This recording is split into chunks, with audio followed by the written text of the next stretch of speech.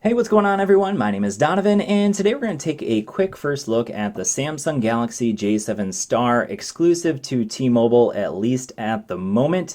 And just kind of a quick heads up, this thing is right now $250, which puts it slightly above the price of the J3 Star, which if you're comparing this to the J3 Star, I would say without a doubt, definitely go with the J7 Star. You're going to pay an extra $3 a month, but trust me, it'll definitely be worth it. You're definitely going to want to go with the J7 Star over the J3 Star if you're choosing between those two. Now, I'm also going to mention a few things in comparison with the LG Stylo 4 from T-Mobile as well.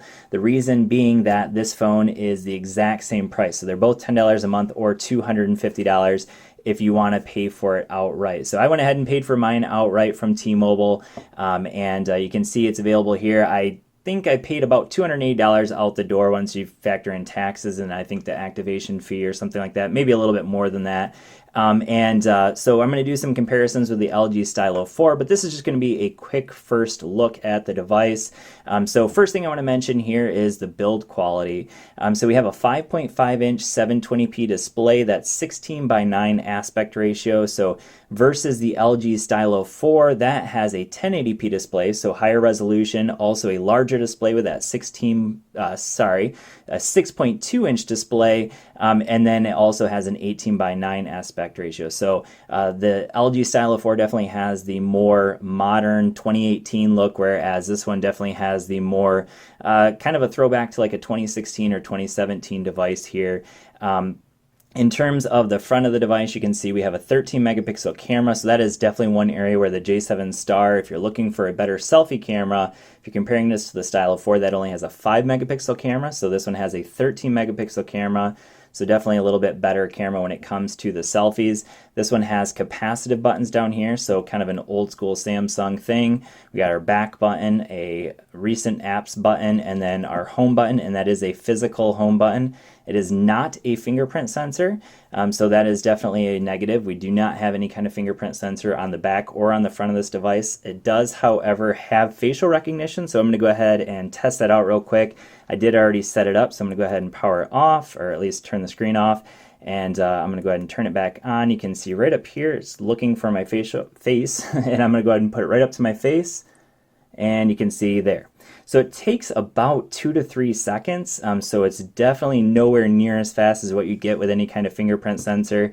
The LG Stylo 4 doesn't have the fastest fingerprint sensor, but it's certainly a whole lot faster than the facial recognition you get on this device. So a couple other things worth mentioning. We do have a headphone jack here on the bottom, so that's a thumbs up. We have micro USB for charging it, so it does come with the cable and the charger. However, I will mention there is no fast charger in the box, and this phone does not fast charge either.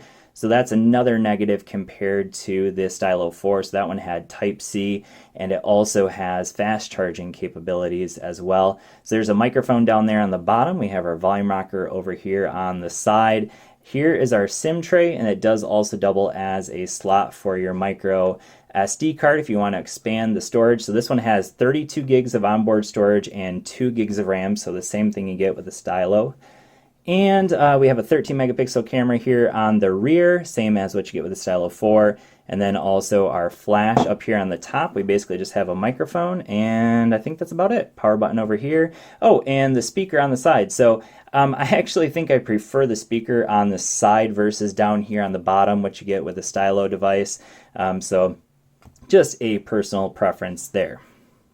All right, so the next area I want to talk about is the performance and the software on the J7 Star. So you can see here that we have a single core score on the Geekbench 4 score of 736 and a multi-core score of 3562. So again, this has 2 gigs of RAM.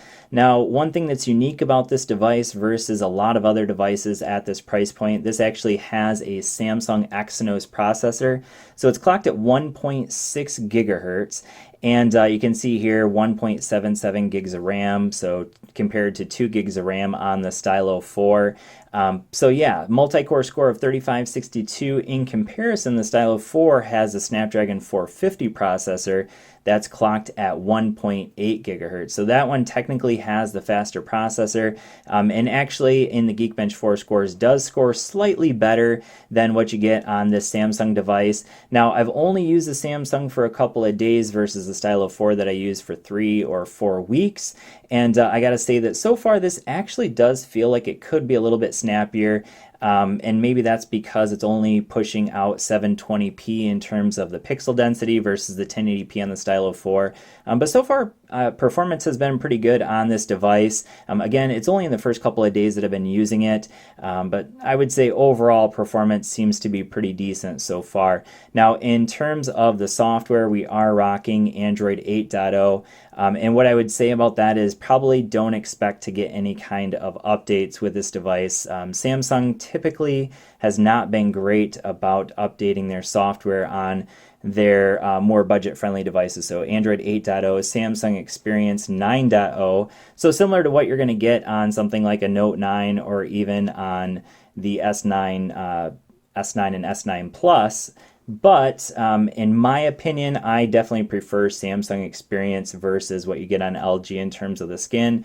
But it's really kind of a personal preference. If you're used to Samsung devices, obviously you know what you're going to expect on this one. Versus on the LG, of course, you're going to get a more LG experience. And I got to say that if I had to choose between the two, I prefer Samsung. All right, so now let's go ahead and talk about the battery life on the J7 Star. And again, I've only had it for a couple of days, and I've really only used it for one full day. But so far, the 3,300 milliamp hour battery you get on the J7 Star seems to be doing quite well. I'm going to go ahead and turn that facial recognition on again. And again, it takes about 2 to 3 seconds for the device to actually recognize my face. So I wouldn't rely on that, but in terms of battery life, so far my experience has been very good. Now on the LG Stylo 4, I know I keep comparing it to that. I did also get pretty good battery life, about 5 to 6 hours screen on time.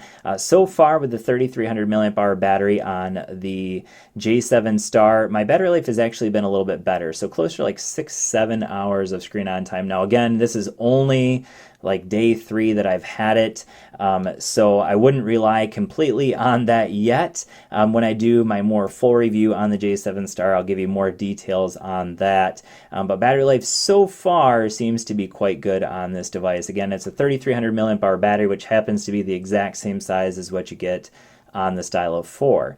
Now in terms of cameras, I already mentioned that this has a 13 megapixel camera here on the front, 13 megapixel camera on the rear, and overall I would say again, kind of the initial review is that with both situations, the camera on both the front and the back for me seem to be just a little bit better than what you get on the Stylo 4. But again, it's really early, so when we get to the more full review the J7 Star, I'll give you a little bit more rundown on the cameras and give you some sample video and photo. But for now, just know that the 13 megapixel camera on the front without a doubt beats the Stylo 4.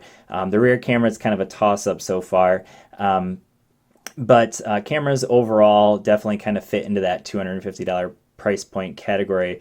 All right, so before I finish up this video, I did want to mention a couple of the things that the J7 Star does have. So it does have NFC for mobile payments. So if that's something you're looking for in a mid-range device or budget-friendly device, it does have that. It does also support band 66 and 71 for T-Mobile. So for those of you that live in more rural areas and you're looking for an update phone that gets you better signal, you will definitely want to pick up the J7 Star. However, I do want to mention also that the LG Stylo 4 does feature both of those things as well. It does have NFC, it does also have band 66, so that's not something that separates the J7 Star from that device. So in the end, this is just kind of an initial thought. If you are choosing between this phone and the LG Stylo 4, I think without a doubt, for me, there is no question which one is the better device, and it's the LG Stylo 4.